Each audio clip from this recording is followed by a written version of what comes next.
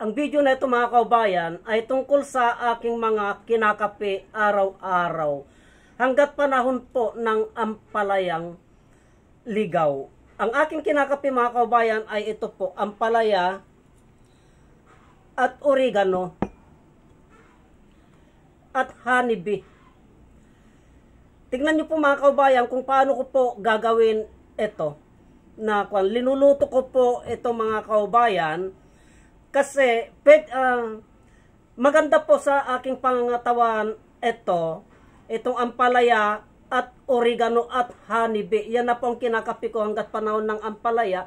Pero pwede po kayong gumawa ng sarili ninyong gamot para sa ubo at hika. Pwede ninyong dagdagan ng ampalaya, oregano, gayabano, lagunde, bayabas. Yan po, pero ito po yung aking kinakape tuwing umaga mga kaubayan. Tignan po natin at iluluto ko po ito.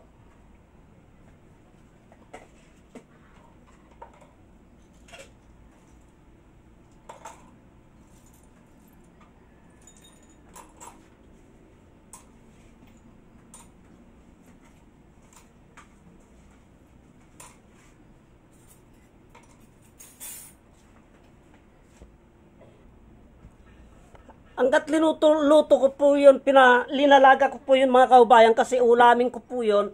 At yung sabaw niya, gagawin ko pong kape, yun po ang pinakakape ko. Yung sabaw niya, titimplang ko po ng oregano at honeybee mga kaubayan. Luto na po siguro yun mga kaubayan. Ito luto na po siya mga kaubayan. Ito na po siya, luto na.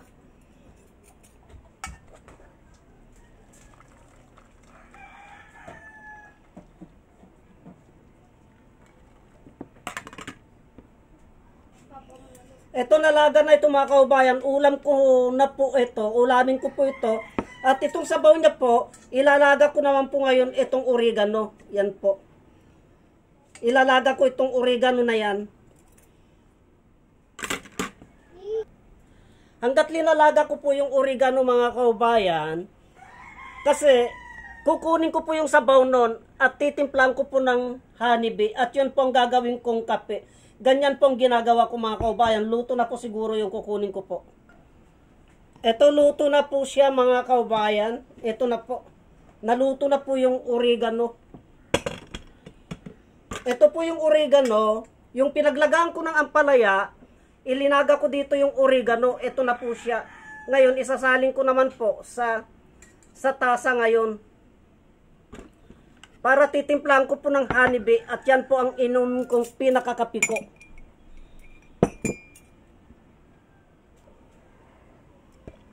Ito sinasalin ko na po siya mga kaubayan.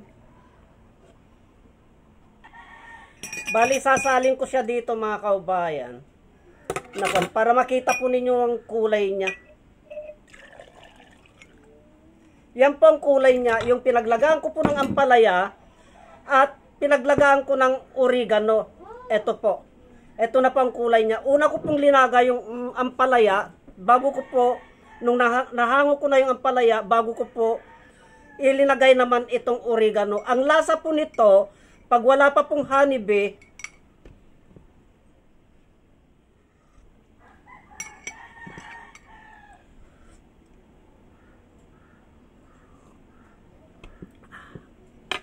mapait po.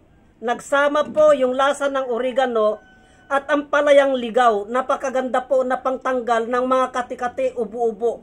Ngayon, lalagyan ko naman po ng honeybee. Sa ganito po karami, ay 1 kutsarang honeybee po ang linalagay ko.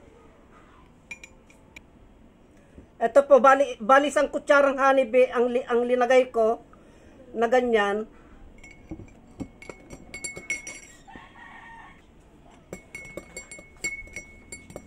Mula nung panahon ng ampalayang ligaw, ay ito na po ang kinakape ko araw-araw. Palit-palitan po. Kuminsan ampalayang ligaw, oregano, gayabano, hindi ko po hinaluan ng honeybee yan. Palit-palit po yan. Kuminsan naman ampalayang ligaw, oregano, lagunde, at bayabas. Ganyan po. Ang magiging lasa po nito ngayon, kasi may honeybee na po ito,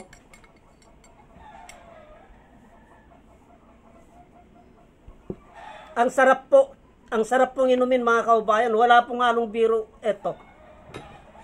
Depende po sa panglasa ng isang tao. Ngayon, kung gusto nyo naman po na matalo yung pait niya, gawin yung 2 kutsarang honeybee.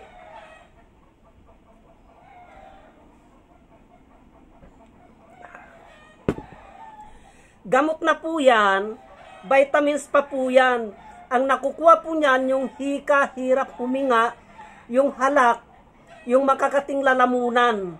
Yan po, basta't nagsama-sama po yung 3 mga klaseng ganito, ampalayang ligaw, honeybee. Kung may mga nakabara pong plema sa inyong dibdib, matatanggal po yan pag gumanon po kayo. Pag gumanon po kayo, matatanggal po yan mga kaubayan. Kaya itong tangkay niya ay itinatago ko po ito. Ilinalagay ko po sa rep.